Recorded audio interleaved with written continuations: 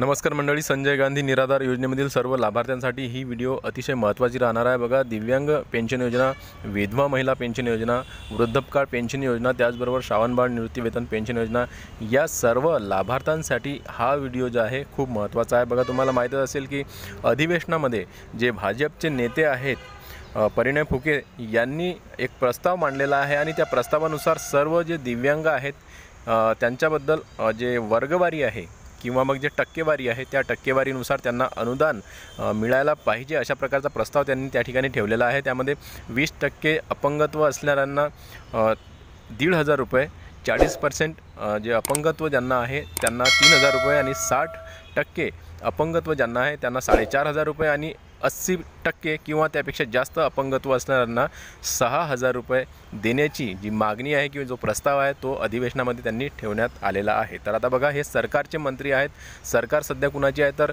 भाजपाची आहे, म्हणजेच की भारतीय जनता पार्टीची सरकार आहे आणि त्यांचे नेते अशा प्रकारचं वक्तव्य किंवा मग जो प्रस्ताव आहे हा विधानसभेत ठेवणं एक खरंच वाईट, ज्याला आपण म्हणतो जे प्रस्ताव जो आहे खरंच चुकीचा प्रस्ताव ठेवलेला आहे असं माझं मत आहे। तर बघा, फक्त दिव्यांगांनाच यामध्ये ही अनुदान वाढ मिळणार आहे का, हा सुद्धा एक प्रश्न आहे। इतर निराधार बांधवांचं काय, हे सुद्धा या ठिकाणी जो प्रश्नचिन्ह या ठिकाणी उपस्थित राहिलेलं आहे। आणि बघा, तुम्हाला माहीत असेल की आता दिव्यांगांच्या जे टक्केवारीनुसार, म्हणजे त्यांचं जे अपंगत्व आहे त्याला टक्केवारीनुसार मोजण्यात येणार आहे आणि त्यानंतरच त्यांना जी अनुदान वाढ आहे ही करण्यात येणार आहे का।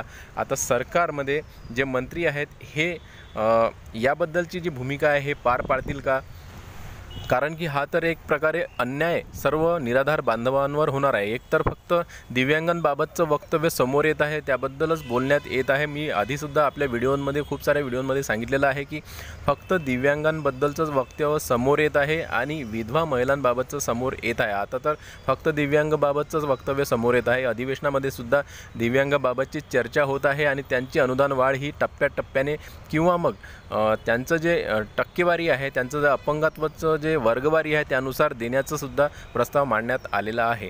तर मग बाकी निराधारांचं काय, हा सुद्धा प्रश्न पडतो। आणि विधवा महिलांचं नाव का बरं घेण्यात येत नाही आहे, विधवा महिलांचा जो मुद्दा आहे हा अधिवेशनामध्ये का मांडण्यात आलेला नाही आहे, हा सुद्धा एक प्रश्न त्या ठिकाणी उपस्थित राहिलेला आहे। तर मग आता हे जे नेते आहेत हे आपल्या दिव्यांग बांधवांबद्दलची असे टक्केवारीनुसार जर अनुदान वाढ करण्याचा प्रस्ताव मांडत आहेत तर हे फार चुकीचं आहे आणि सर्वच निराधारांवर हा एक अन्याय होत आहे असं मला वाटतं। तर बघा, हे जे नेते आहेत हे वर्गवारीनुसार दिव्यांगांना अनुदान वाढ देण्याची जो प्रस्ताव आहे तो ठेवलेला आहे, त्यांनी ठेवत आहेत। तर मग आता सर्व दिव्यांगांवर अशा प्रकारचा अन्याय का बरं करतायत, त्यांना वर्गवारीनुसार टक्केवारीनुसार अनुदान वाढ का बरं करण्याचा प्रस्ताव त्यांनी ठेवण्यात आलेला आहे। आता तुम्हाला एक गोष्ट इथं सांगू इच्छितो की जे आमदार आहेत, खासदार आहेत, यांनासुद्धा वर्गवारीनुसार किंवा त्यांच्या टक्केवारीनुसार त्यांना वेतन मिळते का। आता हे जे आमदार आहेत यांना जे वेतन आहे हे भरघोस वेतन आहे आणि त्यांना त्यांच्या आमदारकीच्या नुसार त्यांना वेतन मिळत असते।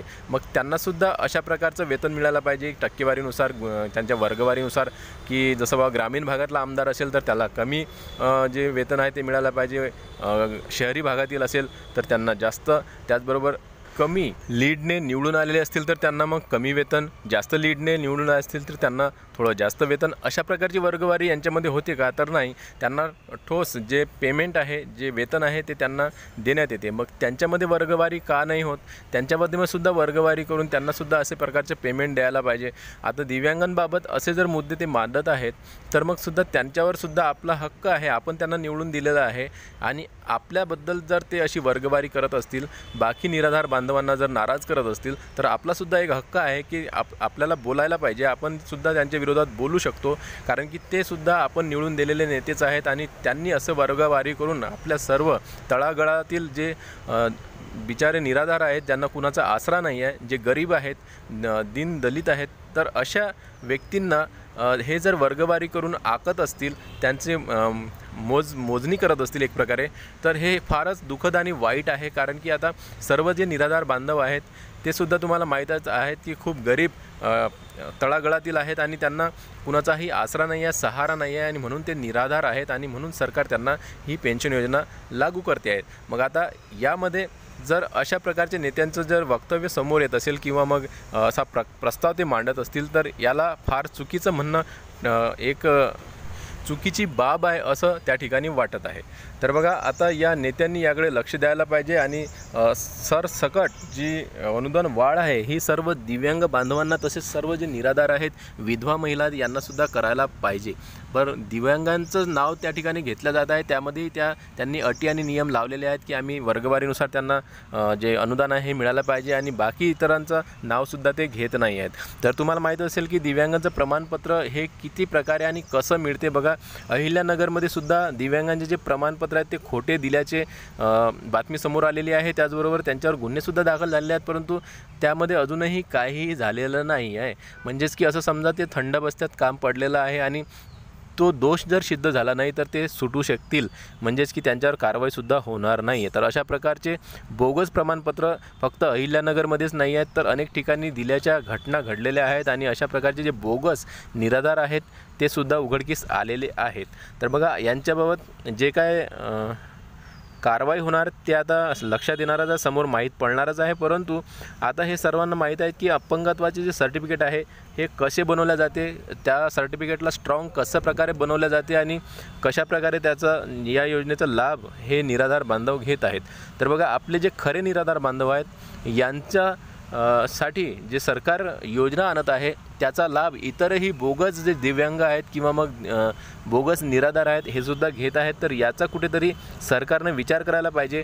वर्गवारी न करता अशा बोगस जे सर्टिफिकेट ज्यांनी बनवलेले आहेत त्याची तपासणी करा, पडताळणी करा किंवा मग सर्वच दिव्यांग बांधवांची सुद्धा तुम्ही पडताळणी करा, त्यांच्या कागदांची पडताळणी करा, तपासणी करा, कसून चौकशी करा, त्यानंतर सुद्धा तुम्ही हे अनुदान वाढ करू शकता।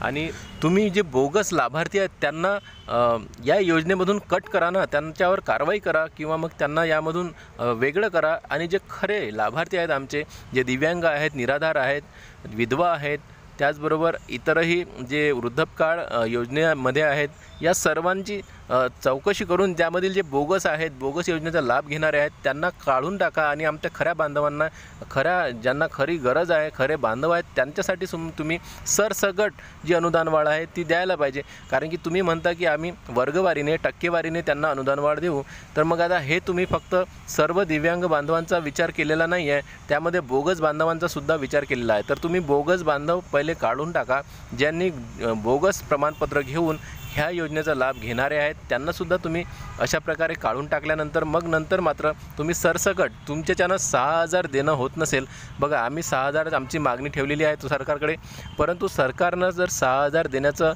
त्यांना होत नसेल तर काही हरकत नाही, आम्हाला 6,000 नाही दिले तरी चालतील, पर सरसकट सर्वांनाच जेवढे काही निराधार बांधव आहेत त्यांना 4,000 किंवा मग तत्सम तुम्ही मधातला मार्ग काढून 4,000 5,000 जे काही तुमच्याच्यानं देणं होत असेल तेवढी अनुदान वाढ द्या। परंतु तुम्ही ही टक्केवारीनं अनुदान वाढ देण्याचा प्रस्ताव मांडताय आणि सरकार त्यासोबत सकारात्मक दिसत आहे, तर हे फार चुकीचं आहे असं मला तरी वाटतंय।